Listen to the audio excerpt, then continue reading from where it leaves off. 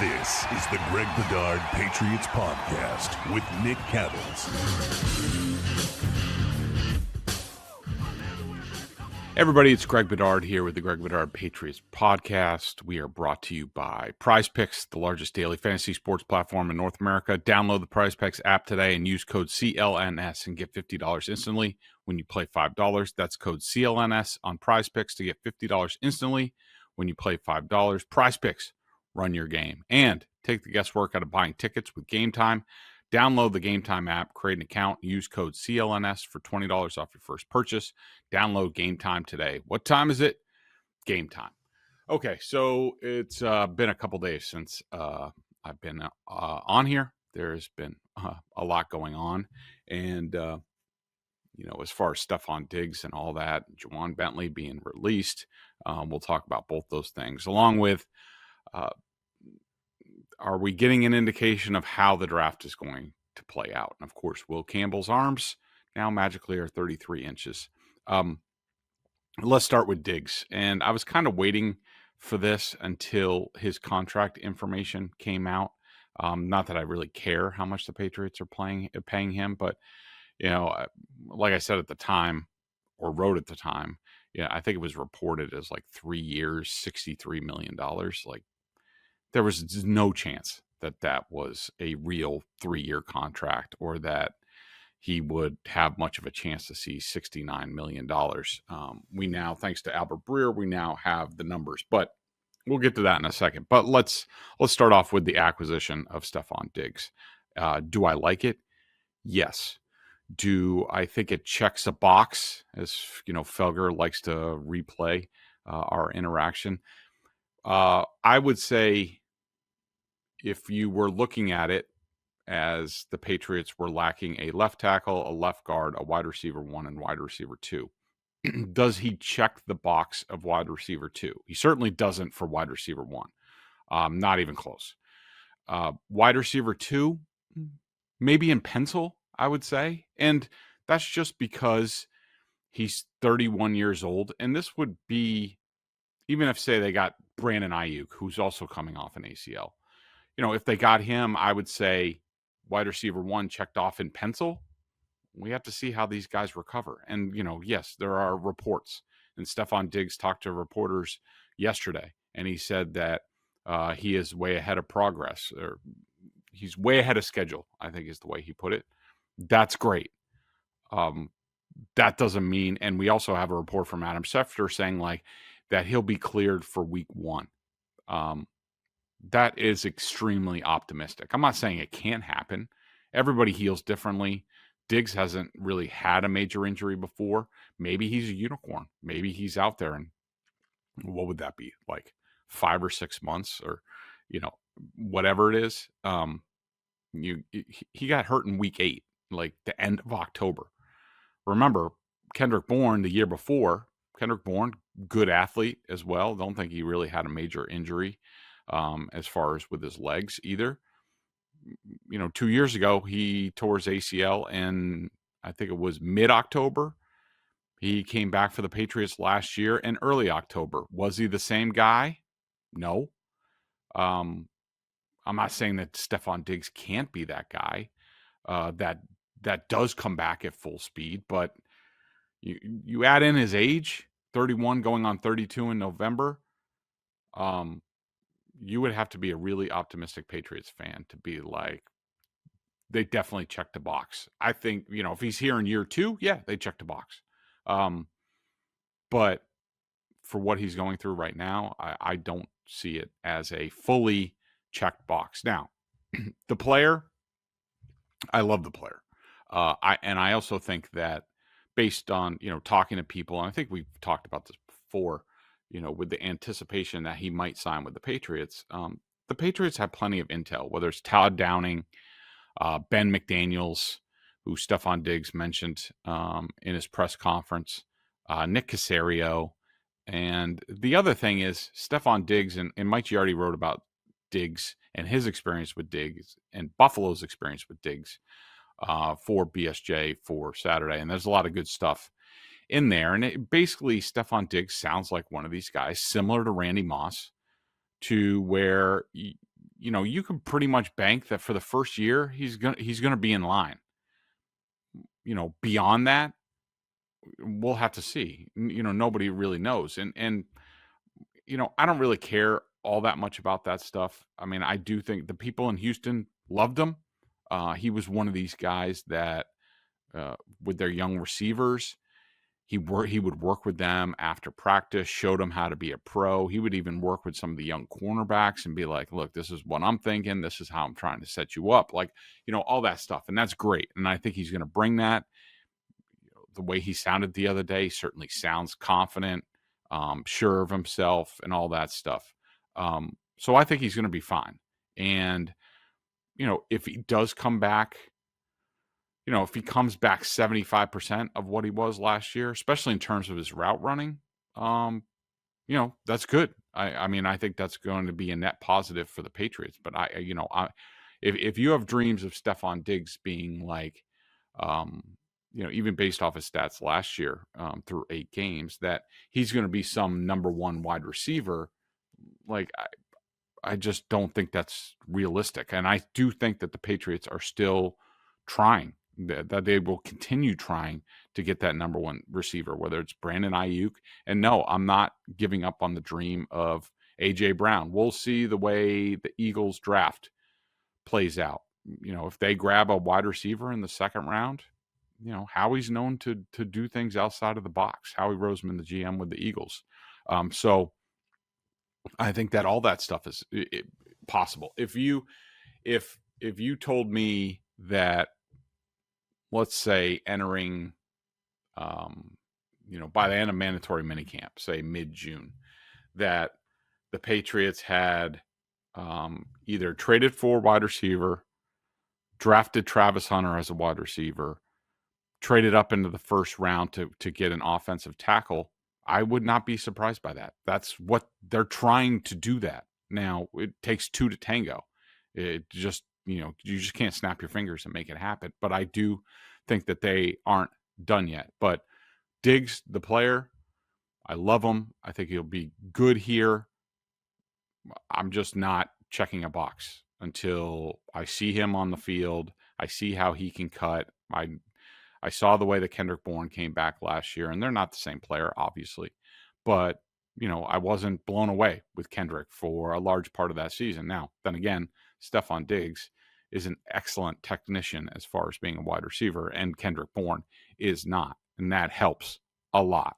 And the guy runs precise angles, routes, play fakes, kind of cooked Christian Gonzalez last year with the Texans when I think Nico Collins wasn't there. So I'm glad they got the player. Okay. Another aspect of Diggs on keeping sort of the expectations a little bit lower, because he is a great name and he was a great receiver in this league. I wouldn't say he's great anymore. I would say he's a good receiver, and the Patriots need good. They don't have enough good. So that's great. But let's also remember, going back, his last 19 regular season games and his 2 postseason games, 21 games, also falls into this. These are his averages over the last 19 regular season games. He has averaged 5.5 receptions a game and about 60 yards. And he has 6 touchdowns in 19 games.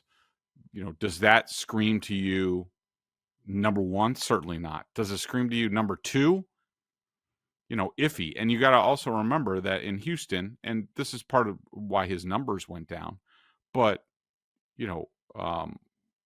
those young receivers there, he was sort of like a third option, but, those guys also took a lot of coverage. So, Stefon Diggs could sort of fly under the radar. And this isn't just, with Houston, down the stretch, the second half of his tenure in Buffalo, it was a borderline disaster. Like I remember watching this on film, and I might have tweeted about it or written about it at the time, but he was no longer the same player. He didn't have the same quickness. He didn't have the same burst down the field. He couldn't get open down the field as much. The last, what was it? This is with Josh Allen. Sorry, I'm just trying to click on So in his last 11 games with Josh Allen, he averaged about 5 receptions a game and 50 yards, and he had 3 touchdowns in 11 games. That's with Josh Allen. And, there were some high-scoring games in there. Something was obviously amiss with them. But, again, this goes back to Stefon Diggs is a good receiver. He's not a great receiver. Yeah, you could say that makes him great in New England. I'm not going to argue with that. But let's just keep expectations in check, especially with an aging receiver coming off major knee surgery. We're just going to have to watch that. As far as the money, okay, this is what we got from Bilt the other day. The full guarantee, I think the initial guarantee was mentioned as 26 million or something like that. Fully guaranteed is 16.6 million. That's basically like a 1-year deal. And, that's fair. His base salary or his payment in 2025 is 18.5 million. That's a $12 million signing bonus, fully guaranteed. The base is 2.9 fully guaranteed. So that's about 15 million right there. 3.4 million in per game roster bonuses. So that's fair. And the Patriots there's a ton of protection for the team built into that, it's really a 1-year deal. And let's say he doesn't do much on the field. Let's say he doesn't get back until the midpoint of the season. So that's about, that's about $16 million for 1 year. That's fair. Again, like I said before, this is the same franchise that paid Nelson Aguilar, I think it was $22 million over 2 years, or for like a year and a half. First year, I think he got 12. So to pay Stefon Diggs 15, 16 million at a bare minimum, that's fine. That's fine with me. And, I don't really care about their money. It could go, so 2026, he would get 22.5 million. That would be assuming he's a really good number 2 and healthy. Same thing in 2027. But basically, it's a series of 1-year contracts for the Patriots. And, you never know. Stefon Diggs could also throw a temper tantrum and want to be out after a year or 2. So, the contract is good. I have no problem with the contract. I don't really think they even overpaid him all that much. So, good job by the Patriots on that. We will be back in 1 second. Prizepicks is the best place to get real money sports action. With over 10 million members and billions of dollars in awarded winnings, Prizepicks has made daily fantasy sports accessible to all. You just pick more or less on at least 2 players for a shot to win up to 1,000 times your cash. Run your game all season long on Prizepicks. I love sitting down for a game, making my picks, rooting for my picks. I know some guys like to go over sports, different sports all in there. You could do that too. And that's fun too. That's not the way I do it because I'm not that bright. I need to just concentrate on one game at a time. Prizepicks is the best way to get action on sports in more than 30 states, including California, Texas, and Georgia. Of course, Massachusetts as well. The app is really easy to use to create a lineup. All you do is pick more or less on a few player stats for your shot to win up to 1,000 times your money. Of course, they have baseball, hockey, esports, golf, you name it, they got it. The second half of the basketball season is here, and the race to the playoffs is heating up on Prizepicks, the best place to cash in on your favorite sports. Don't miss your chance to cash in as the league's best fight for playoff positioning. Download the app today. Use code CLNS to get $50 instantly after you play your first $5 lineup. Prizepicks, run your game.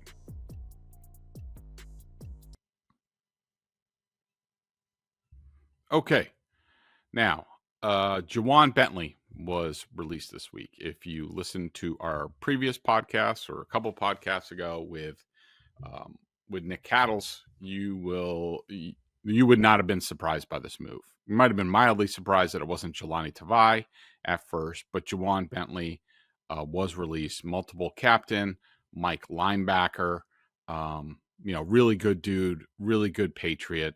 but you could see the writing was on the wall. First, you bring in Robert Spillane, and somebody, around the team told me he's more of a Mike. He's the Mike. That's Ja'Whaun Bentley's position.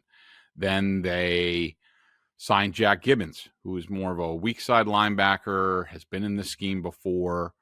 And then they match, a pretty good 2-year offer to Robert Spillane. So now you have 3 linebackers. Match the offer sheet for Christian Ellis. Sorry about that. So, you knew this was going to happen. They wanted to get faster on defense in general, to have a fast defense, especially the way Vrabel wants to play and Terrell Williams wants to play. You need to have faster linebackers. This is something we've been talking about ad nauseum for years with the Patriots. And the old adage is, if your middle linebacker is slow or your linebackers are slow in general, your defense is slow. And the Patriots have been too slow in recent years. That includes Ja'Whaun Bentley. That includes Tavai. So, sad to see Ja'Whaun Bentley go. Do I think he could have survived here? Yes, but it's just like, it's very similar to David Andrews. You're talking about captains, have been here, stalwarts, coming off season-ending injuries, probably flunked the physical, all that stuff. It's certainly curious, but this is the way that they wanted to go. Mike Vrabel told us, substantial change was coming with this roster, and we have seen it, especially on the defensive side of the ball. So with that, you just wonder who's next. We mentioned, of course, I'm surprised that Jahlani Tavai is still here. I don't know if they're going to try to trade him or what it is, but guys that I think that could still be on the way out. Jahlani Tavai, he's versatile. He's definitely not a stand-up linebacker in this scheme. He could play some edge, similar to like a Kyle Van Noy. He's always been sort of that type of player. But, he's a big physical linebacker. I just don't see how he's a fit for what they're doing here. Kendrick Bourne probably sticks until at least the draft. But with Diggs coming in, a wide receiver at some point in the draft, I would think, or a trade, I have a hard time seeing it. And, love the personality, good player, solid player when he's been here. Did a good job in Josh McDaniels' offense the last time he was in it. Took the team a lot to get him to that point. He's one of these guys who has issues with his route running, where to line up, all that stuff. And the other thing is, he is a good dude. He's got the smile. He's got the personality, vibe. He's dancing all over the place. That's awesome. But he's also been here in part of that room as the room has imploded. It's not like his leadership really accounted for anything or helped anything. So why would you keep him around now, especially when you have guys, like Diggs and the wide receiver who Mac Hollins, who these guys are pros. They know what they're doing. They're technicians. Why the need to keep Kendrick Bourne around? I just don't know. And it's getting very crowded, especially you figure they're going to keep Polk for at least one more year. You figure Booty has a good chance to stick around, considering he was productive. Won't forget, him kind of toasting Darryl Stingley Jr., who just got a humongous contract from the Houston Texans. And then, we'll see on guys like Javon Baker and things like that. So, other guys that I think could be gone, City So / Cole Strange. So imploded last year, as we all know. It's getting a little crowded there. You figure that they would give Cole Strange a little bit more time. I do not think it's going to be at center.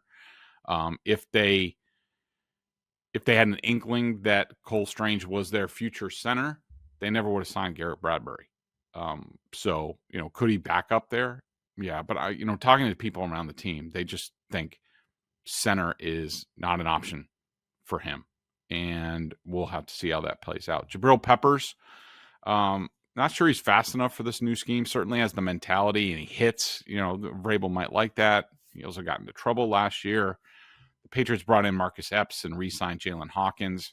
They're overloaded at strong safety again. Epps and Hawkins are more free safety. How many strong safeties do you need? Do you want to bring in somebody younger? Do you want to draft somebody? That sort of thing. Marte Mapu, he has not been able to stay healthy at all. Even I remember, I think I was watching the Bills game, the last game of the season, and I think at one point he was questionable return. I mean, he's small. He gets hurt like all the time. I mean, yes, I think he's smart. I think he could do something in this scheme, but Vrabel really likes to play his linebackers. Mapu makes sense as more of a sub linebacker. Could he be some sort of slot like Patrick Chung or something like that? I don't know. I mean, again, his durability is a big issue. And then Anthony Jennings. Vrabel wants to attack with speed on the edge. Jennings is a good player and has improved a lot over his course of his career here in New England, but his forte is setting the edge in the run game, and that's not really an emphasis for these guys. I do think that Jennings can play in this scheme, and I think he's better than people give him credit for, but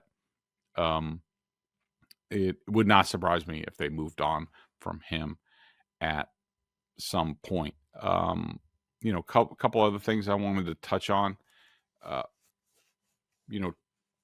The Texans, the Burt Breer reported the contract terms for Cam Robinson, his 1 year, $12 million deal. Cam Robinson was an option at left tackle, drafted by Doug Marrone. He was out there. Just wondering why nothing happened with the Patriots. He only got $8.75 million signing bonus, and his base is $2 million guaranteed. So that's $10 million for a possible starting left tackle. You look at those numbers, and all you do is you ask the question, why wouldn't the Patriots do this? And it has to be, and I think Giardi's hinted at this, it has to be about Robinson's makeup, his attitude, durability, whatever. I read that, and it's because they don't like something about the player. They don't think he's going to be a fit. And they certainly have the intel on Cam Robinson. So that didn't get done. A little bit disappointing. Diggs isn't 100% solid as far as the mix in the room. I think he's better than people give him credit for. But you took a little bit of a risk there. Don't take a risk on Cam Robinson just to give it a shot. I mean, $11 million. I think that would have been worth the shot, but they must not like him for some reason, or else I think they would have done it. We will talk a little bit about the draft. At Bilt Rewards, a quick PSA for anybody who rents, and if you have not heard of Bilt, you are about to thank me. Earning points on rent is easy and now a reality. When you pay your rent through Bilt, you don't have to check with your landlord to start earning points that you can use towards flights, hotel stays, fitness classes, and even your next rent payment. So let me just break it all down for you. Right now, there's no cost to join Bilt, and as a member, you'll earn valuable points on rent and on everyday spending. Bilt points can be transferred to your favorite hotels and airlines, and even the ones you haven't heard of. There are over 500 airlines and 700,000 hotels and properties around the world that you can redeem your Bilt points towards. Points can also be redeemed towards future rent payments and unique experiences that only Bilt members can access. So if you're not earning points on rent, my question is, why not? Start earning those points today by going to joinbilt.com/SOS. Again, that's joinbilt.com/SOS. joinbilt.com/SOS. Make sure to use that URL so they know we sent you. Joinbilt.com/SOS to start earning points on your rent payments today. Okay. wanted to finish up here with a couple of draft notes and a little bit of draft discussion. So, apparently the Patriots will reportedly have a chance to meet with Abdul Carter. That was reported by Bert again. Great job, Bert. He is set to meet with New England on a private visit. Abdul Carter is going to be a very exclusive group, basically the top 4 in the draft. He doesn't think he's getting past 4, so he's going to meet with the Titans, the Browns, the Giants, and the Patriots, and that's it. That gets us into, there's been a lot of discussion this week. We know the Giants have signed 2 quarterbacks. They have signed Jameis Winston at backup money. They have signed Russell Wilson. Does that mean that they are out on Shedeur Sanders at number 3? Opinions are differing on that. I will say that Adam Schefter was on, I think it was NFL Live recently, and I think it was Matt Williamson tried to say that that Abdul Carter could possibly get to the Patriots, and Schefter just shook his head. He basically said it's likely that Abdul Carter goes number 2 to the Browns. So that means Cam Ward at 1, Abdul Carter at 2, and now you're down to the Giants. Okay. And do they go Shedeur Sanders or Travis Hunter? Schefter and others, people that I trust with their Giants reporting, have said that they could take Sanders at number 3.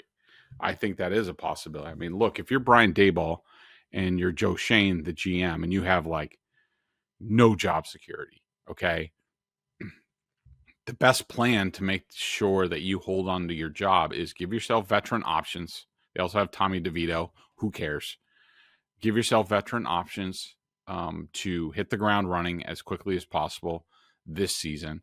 And, if I were in their shoes, I would draft Shedeur Sanders if my evaluation was good on him, if I thought that he had the right stuff. And, people that I trust in this process, whether it's Chris Sims and other guys, they think that Sanders is pretty good. Do I think he's transformational? No. Do I think he's elite? No. But, if you're Brian Daboll and you want job security, what better way to make you cover everything than, sign 2 veterans? And, look at Russell Wilson is not staying long at any place. Nobody wants him after a certain amount of time. And do you think, they think, let's say the Giants do draft Sanders, and at some point in time, maybe it's the Drake May sort of plan or what have you, where it's 4 games, 8 games, whatever, getting him trained up to the point, as soon as they think that maybe the season is slipping away or something along those lines, wouldn't it be good to, who are you going to go to? Jameis Winston? No. You want to put, let's play this out. Let's say that you're the Giants and you start 2-2 under Russell Wilson. Basically hovering around 500. Suddenly there's a 2-game losing streak. Now you're 4-6, something along those lines. And it looks like things are teetering. The knives are out in New York. What are you going to do? Who are you going to turn to if you're Brian Daboll? Are you going to turn to Jameis Winston? No. You would rather have Shedeur Sanders. You put Shedeur Sanders in there, and he plays well. You win some games. Maybe you make a playoff push. You don't want to do the Gerard Mayo thing with Drake May, which is win 1 game that Drake May starts. Don't do that because you won't be back. But you put Sanders in. If it doesn't work with Russell Wilson, you put Jameis Winston in and say he does Jameis Winston things, and you're 500 the rest of the way. You're gone. It's over.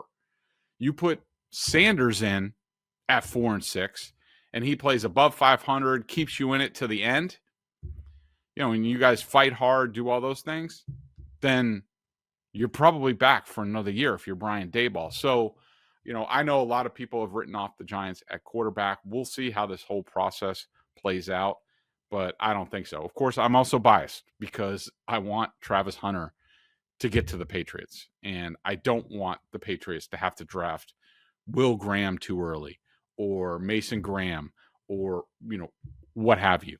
I want Travis Hunter here. I completely agree with Chris Sims where he's over the moon about Travis Hunter as a wide receiver. I totally agree with him. I think he would be spectacular. And now, if you have Travis Hunter, you have Stefon Diggs, you have Mac Hollins, you have Demario Douglas, you trade up into the bottom of the first round and get, whether it's Josh Simmons or Kelvin Banks or whoever, now you're talking about something that the Patriots have really built something this offseason and are really ascending. I think they're going to be ascending anyways with the defense and Vrabel and all that stuff. But yeah, I really want Travis Hunter, and I will be bummed if the Giants take Travis Hunter. Hopefully the Patriots in that scenario can trade down. And if they really like Will Campbell, trade down, pick up more draft assets, get the guy that you want, but also have a couple of extra picks. That would be Travis Hunter is number one for me. Trade down for a Will Campbell or whoever they think is the best left tackle in the draft.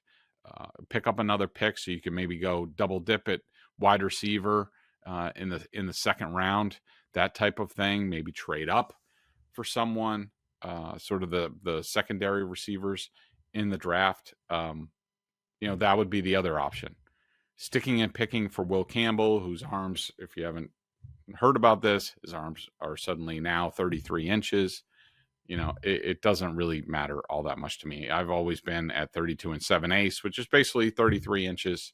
But I still think 4 is too early for Will Campbell. If we're talking 10 to 15, okay, fine. And you're picking up another asset that you can use and maybe double dip at offensive tackle with one of those secondary guys. So now you can see, exactly what you have. Maybe you get 2 tackles. Maybe Will Campbell can play left tackle, and suddenly you get, Kelvin Banks or Josh Simmons in their right tackles. That's the ideal scenario for me with the Patriots. So that's it for me right now. I will be headed to the league meetings this week. I'll be talking to you at some point this week about it. It'll be very busy down there in Palm Beach. I know you guys feel bad for me, but thanks for listening. And make sure you check out Prizepicks and Game Time and subscribe, rate, review, all that stuff for the podcast. Really helps us out a lot. So I will see you guys next week.